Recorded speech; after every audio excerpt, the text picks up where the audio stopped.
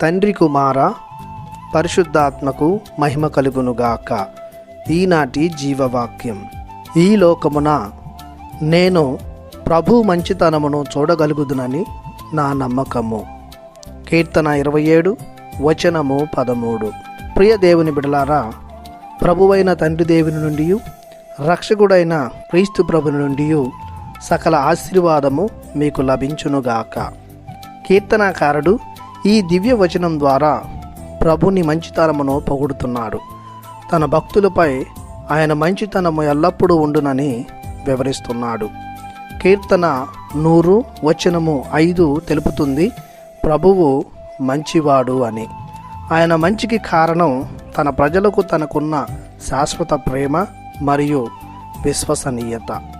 లూకా శుభవార్త 18వ అధ్యాయము 19వ వచనం తెలుపుతుంది, దేవుడొక్కడే మంచి గురువు, సద్గురువు, అనగా దేవుడు మంచివాడు అనియు. కీర్తన 34 వచనం 8 చెబుతుంది, పరిశీలించి చూడుడు, ప్రభువు ఎంత మంచివాడో మీకే తెలియనని.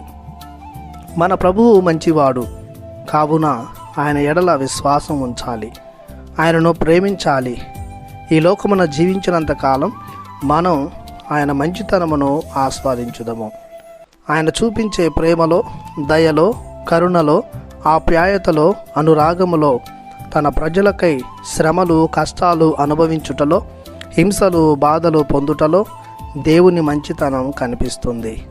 ఆయన శిలువపై మరణించి పునరుత్థానం పొంది మానవాళికి క్షమాపణను వసుగుటలో, రక్షణను అనుగ్రహించుటలో క్రీస్తు ప్రభుని మంచి గుణం వ్యక్తమవుతూ ఉంది.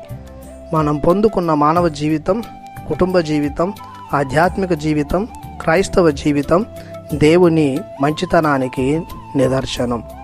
మనం అనుభవించే ఆయుష్షు, ఆరోగ్యం, ఆనందం, ఐశ్వర్యం, అంతస్తు దేవుడు మంచితనంతో ఇచ్చిన అనుగ్రహాలు. కావున మంచివాడైన దేవుణ్ణి ఆదర్శంగా తీసుకొని మనం కూడా మన జీవితంలో మంచిని చేస్తూ ఎల్లప్పుడూ జీవించుదాం. అంతేకాక దేవుని ఎడల అపార నమ్మకం కలిగి ఆరాధనలతో, స్తోత్రములతో పొగుడుదాం. ప్రార్థించుదాము. కృపతో నిండిన మా ప్రభువా, మీ దయను బట్టి మీకు వందనాలు, స్తుతులు, స్తోత్రములు. మాకు మీ అపార ప్రేమను, కరుణను ఎల్లప్పుడూ దయచేస్తున్నారు. మీ మంచితనానికి మీకు వేలాది వందనములు, స్తుతులు, స్తోత్రములు చెల్లిస్తూ మమ్ము సదా దీవించమని బ్రతిమాలి ప్రార్థిస్తున్నాము తండ్రి. ఆమెన్. దేవుడు మిమ్ము దీవించునుగాక. ఆమెన్.